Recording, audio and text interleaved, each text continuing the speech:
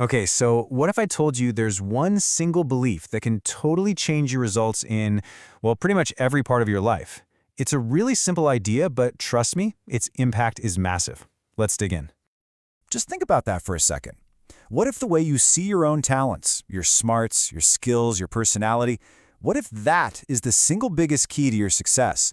It's a pretty powerful thought, right? All right, so here's our game plan.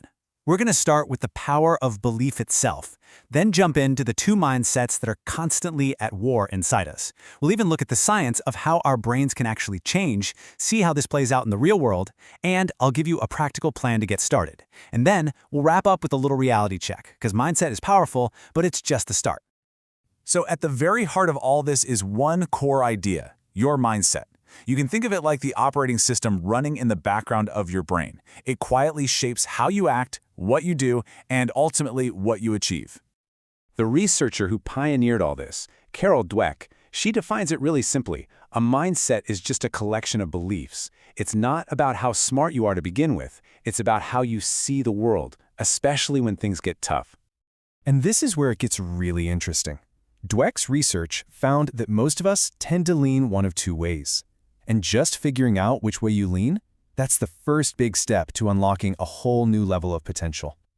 And this slide just lays it all out perfectly. On one side, you've got the fixed mindset.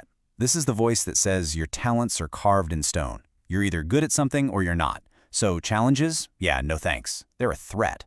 Effort feels kind of pointless if you don't have the natural talent. But then on the other side, you have the growth mindset, and this is a total game changer. Here, you believe abilities can be built. A challenge isn't a threat, it's a chance to learn something new. Effort isn't a sign of weakness, it's literally how you get better.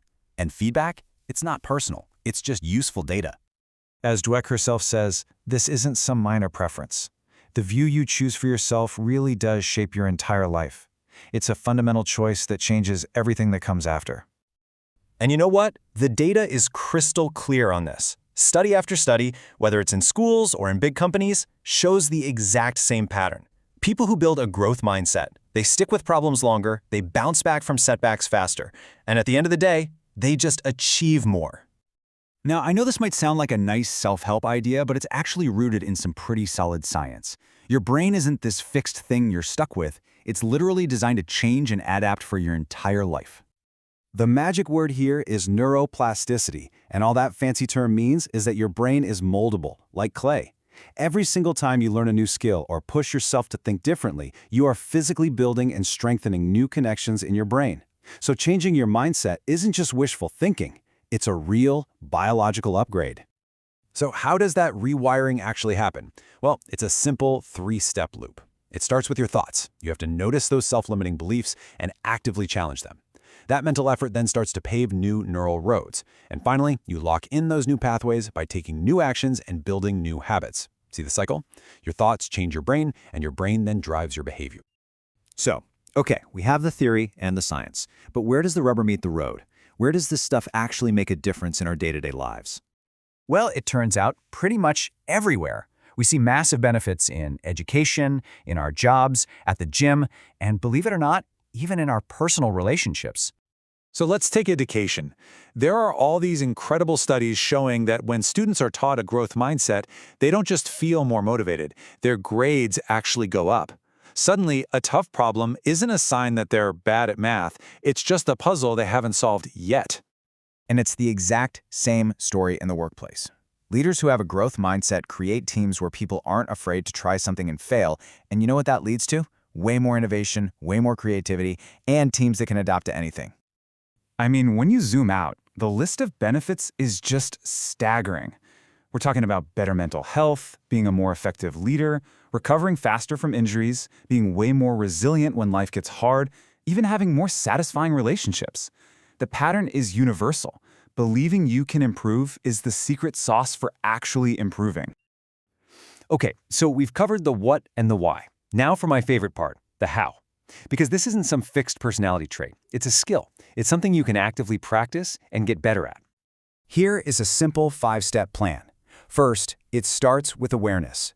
You just have to start noticing that little voice in your head that says, I'm not good at this. Second, you reframe it. Change I can't do this to I can't do this yet. That one little word changes everything. Third, take action. Go find things that are just a little bit outside your comfort zone. Fourth, actively look for feedback. Stop seeing it as criticism and start seeing it as free coaching. And finally, number 5, manage your environment. Surround yourself with people and resources that inspire you to grow. All right, it is so important that we add a little nuance here. A growth mindset is incredibly powerful, for sure. But it's not a magic bullet. It doesn't exist in a vacuum. I absolutely love this metaphor. Think of your mindset as the foundation of a house. It is absolutely essential. You can't build anything sturdy without it. But a foundation by itself isn't a house, right? You still need the walls and the roof. And the research is really clear about this. Other things matter. A lot. We're talking about systemic issues, access to good resources and mentors, the culture of your workplace. All of these play a huge role. You have to pair a great mindset with good strategies and real effort. So what's the big takeaway here? It's this beautiful, simple loop.